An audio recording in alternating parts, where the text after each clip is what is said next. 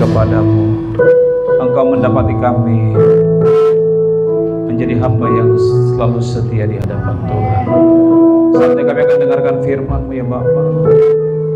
Biarlah hadirat Tuhan menjadi bagian kami, sehingga firman ini disampaikan menjadi firman yang hidup, memberkati kami, menuntun kami, mengarahkan kami untuk berjalan sesuai dengan kehendak Tuhan.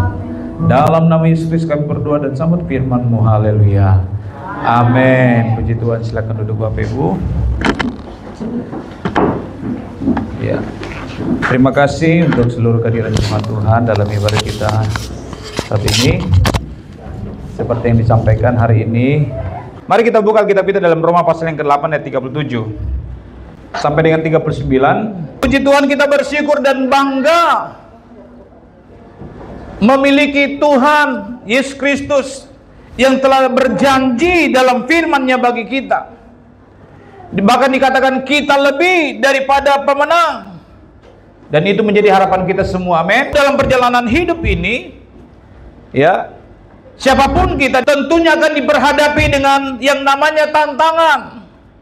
Artinya dalam perjalanan hidup ini ada masalah, ada tantangan yang sering terjadi dalam hidup kita.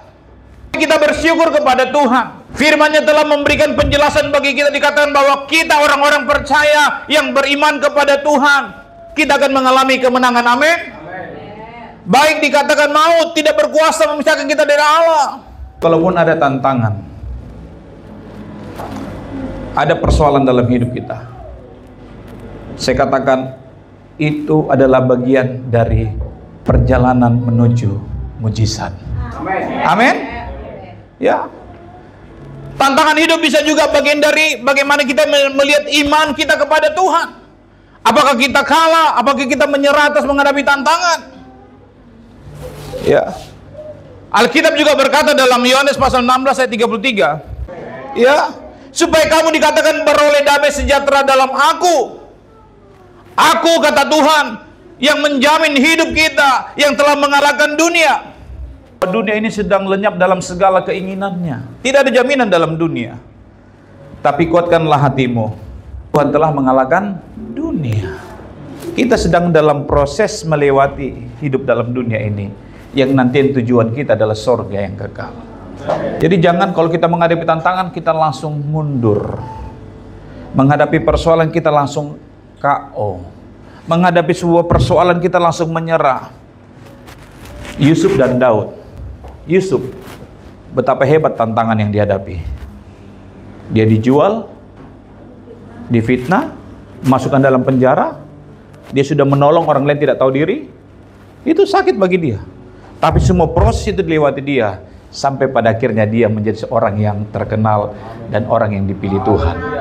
Daud juga saudara, sekalipun dalam kelemahannya, Daud juga dikejar-kejar, ingin dibunuh. Bahkan dalam keluarganya dia diremehkan.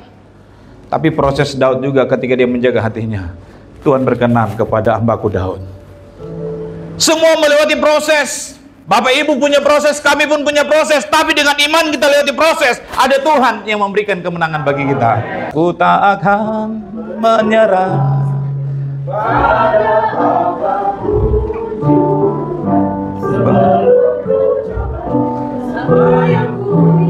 Kira-kira begitu Bapak Ibu. Karena kita tahu ada Tuhan yang bersama dengan kita. Amin. Ya. Jadi kalau menghadapi tantangan, Paulus berkata, segala persoalan, tantangan yang terjadi, itu akan kulewati bersama dengan Tuhan. Karena ada Tuhan yang memberikan kekuatan.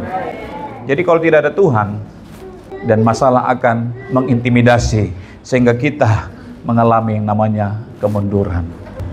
Tapi kita yakin, masalah adalah kesempatan untuk kita melihat ada mujizat Tuhan di sini. Amin. Makanya saudara, pemenang itu adalah mereka yang tidak gampang menyerah untuk melewati sebuah proses. Besar kecil prosesnya. Kalau mau mujizat besar harus menghadapi masalah.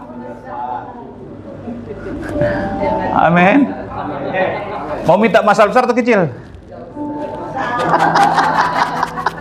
Kalau ada masalah yang besar, lihat ada mujizat Tuhan yang besar terjadi. Amin. Kita harus paham siapa sumber kemenangan bagi orang percaya, supaya ketika kita menghadapi masalah, kita tidak ragu. Ya. Karena dalam Roma tadi bahwa Kristus yang mengasihi kita, memberikan kita kemenangan. Ya. 1 Yohanes pasal yang kelima ayat yang keempat. Sebab semua yang lahir dari Allah mengalahkan dunia. Dan inilah kemenangan yang mengalahkan dunia. Apa, saudara? Kita. Ya. Ternyata, saudara, orang yang beriman itu bisa mengalahkan dunia. Kalau tidak beriman, kalah dengan dunia. Alkitab berkata dunia ini sedang lenyap dengan segala keinginannya. Makanya kita harus bangkit menjadi orang-orang yang beriman kepada Tuhan. Dikatakan sebab semua yang lahir dari Allah, saudara dan saya ketika kita percaya dibaptis dalam Tuhan, kita lahir baru dalam Tuhan. Maka dikatakan kita memiliki iman untuk mengalahkan dunia. Iman timbul dari apa? Pendengaran akan firman Tuhan.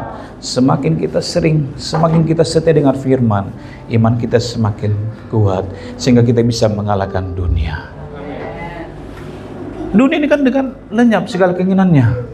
Ada aja hari Minggu anak muda, kita jalan yuk hari Minggu. Kemana? Kita jalan ke pantai sana. Kalau engkau sedang ditawarkan, katakan, kamu tidak beriman karena kamu mengasihi. Tapi gue bilang, jangan lupa hari Minggu ya, kita ibadah kepada Tuhan, ya.